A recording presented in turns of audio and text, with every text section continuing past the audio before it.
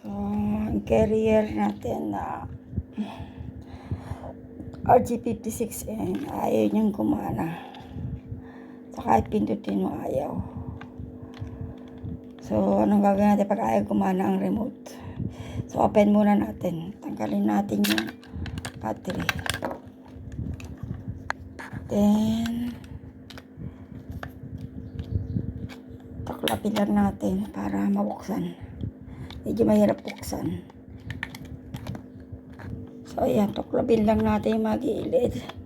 Tanggalin natin yung lock para mabuksan ang remote. Okay. So, ayan. Open na natin. Tanggalin natin ang lock. So, tanggalin lang natin yung mga tornilyo. So, yan. Pag matanggal na natin yung mga tornilyo na nakahook sa motherboard, yan, matatanggal na natin yung motherboard. So, yan. So, ayan, tingnan natin kung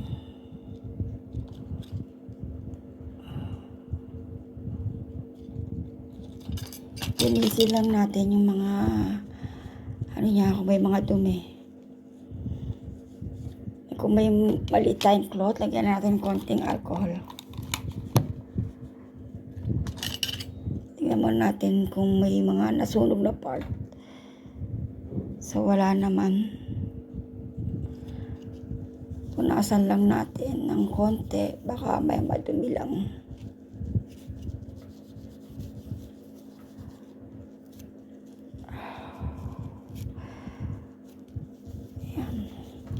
Hindi naman tayo magaga, pero pwede nating ma-repair to kung konting, pero kung sira na talaga hindi gagana. Baka lang merong something na magawa tayo. Kailangan na ma-sure natin na makapasok na maigi yung mga button.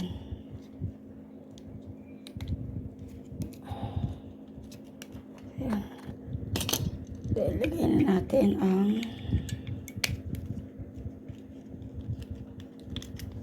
motherboard. Yan.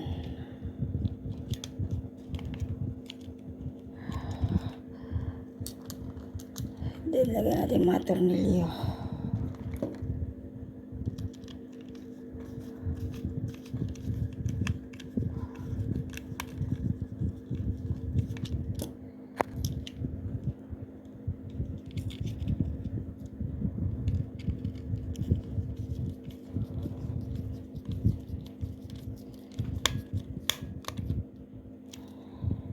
Yan, secure lang natin. Yung 4 na tornilyo ay mahigpit.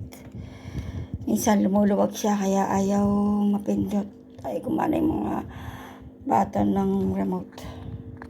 Try natin lagyan ng battery.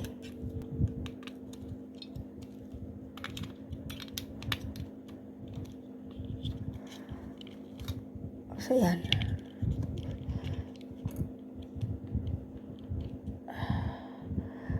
Gumana naman yung baba. Oh, magana na. Ay, taas ayaw pa.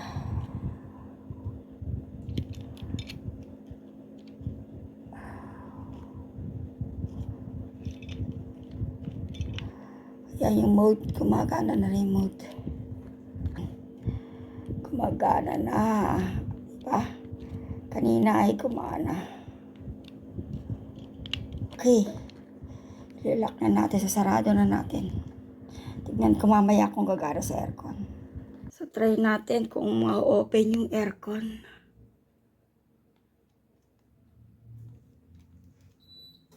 Yun. Nag-on na. Diba? Oh. Uy, gumana na. Open it natin. Oh, gumana na. Kahapon, ayaw gumana siya. So, inopen ko pa siya dun sa machine. Ngayon, gumana na yung aircon gamit ang remote. So, may problema yung remote. So, ang pwede natin gawin, open lang natin, linisin natin ng konti yung loob. Secure natin kung yung mga pamaluwag yung tornilyo, kaya ayaw so, tingnan natin yung ano, kaya ayaw siguro mapindot o ayaw gumana tong remote. O ngayon, gumagana na siya, di ba? Hindi mahirap pa rin. Yun. O, patayin na natin. Okay, yun lang. Thank you.